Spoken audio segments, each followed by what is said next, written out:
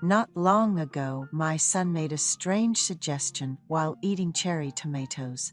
He wanted me to put them inside me. I feigned surprise and asked him why he would say such a thing.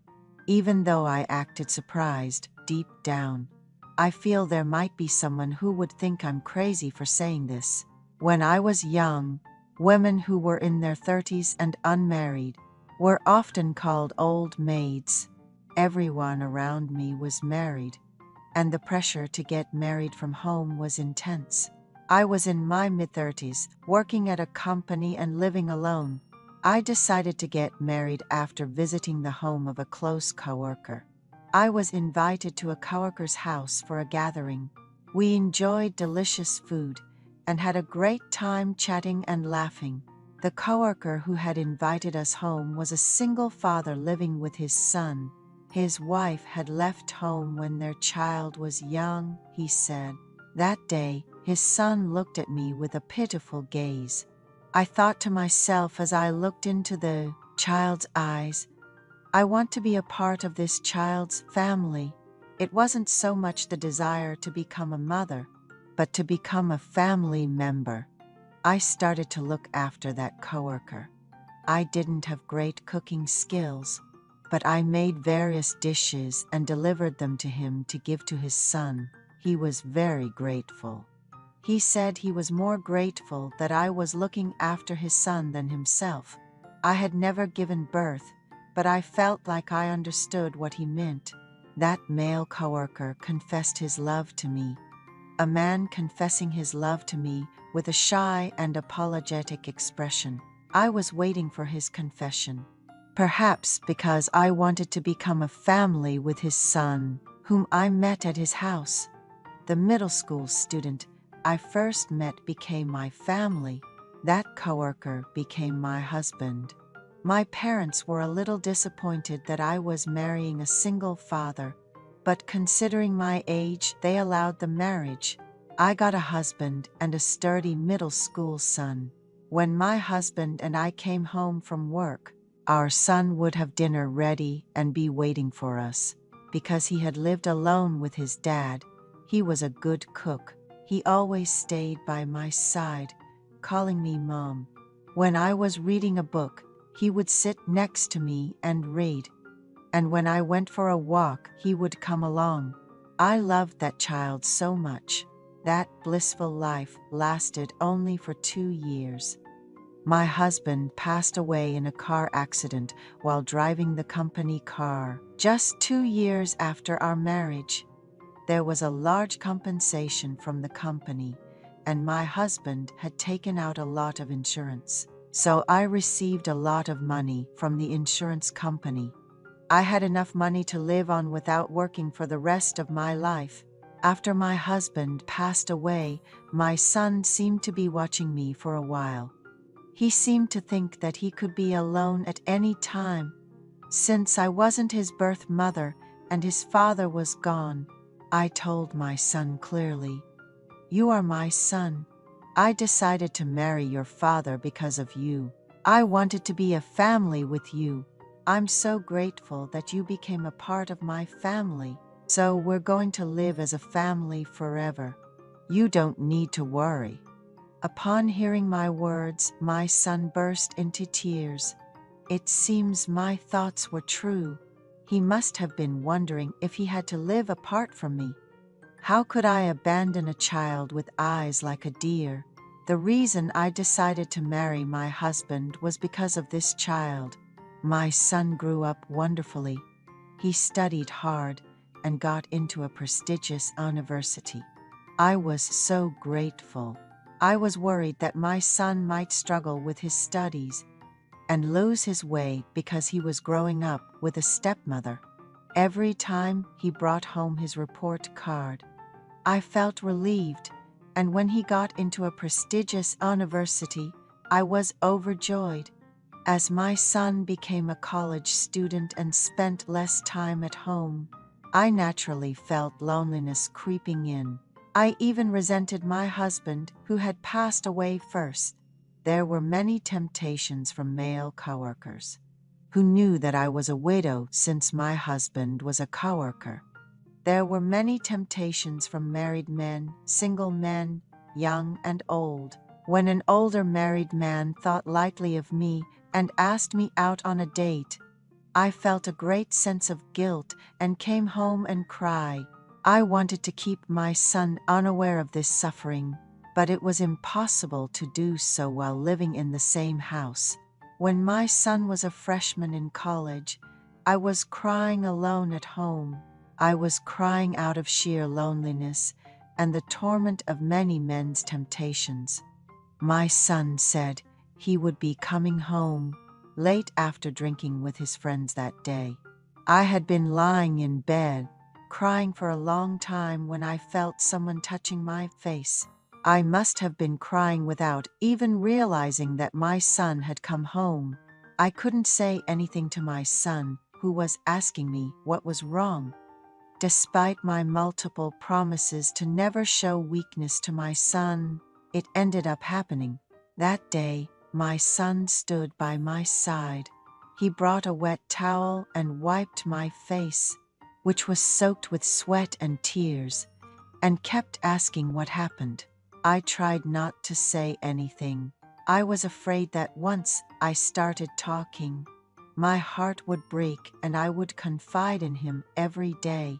However, due to his continuous questioning, I found myself talking. I told him that I felt very lonely. I also told him that I feel guilty because of the temptation from the men around me. He suggested that if there are good men, I should meet them. I told him that he might not understand because he's still young. But those men are approaching me easily because I'm a widow, not because they like me. He seemed to understand my feelings, saying that he would feel bad rather than happy with such temptations. I had never been able to tell anyone about this, but it was a great comfort to me that my son, whom I thought was just a young child, listened to me and understood my feelings. I felt that he had matured a lot. From that day on, my son slept in my room with me. I slept in the bed and he lay on the floor with a blanket. No matter how much I told him to go to his room and sleep comfortably, he slept on the floor in my room. I was very grateful. It was so nice to chat with my son before falling asleep at night. He waited for me to say everything I wanted to say, so I was able to talk freely about everything in my heart.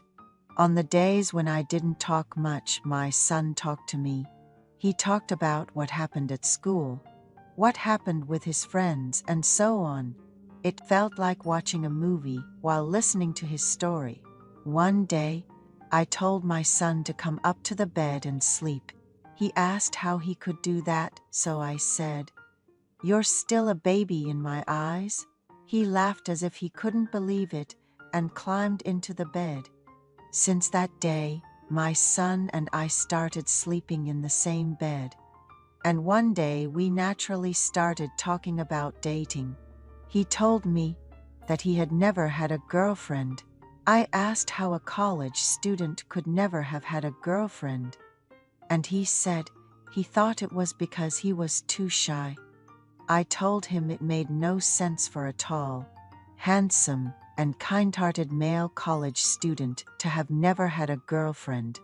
My son told me he had thought of me as a mother, a friend, and a lover. So he said he wasn't lonely even though he didn't have a girlfriend. So I told him I felt the same way. I told him I no longer felt any emptiness in my heart because of him.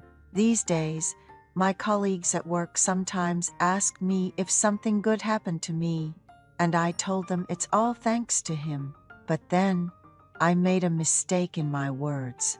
But you're at the peak of your youth. Isn't it hard? When I said this, he admitted that it was indeed hard. I encouraged him to build up his confidence and try to get a girlfriend. He asked what would happen to me then. Me? What does it have to do with me? I didn't understand what he meant. I didn't know what to say, so I didn't say anything. Suddenly, he hugged me. Being held in his broad chest, I unknowingly shed tears.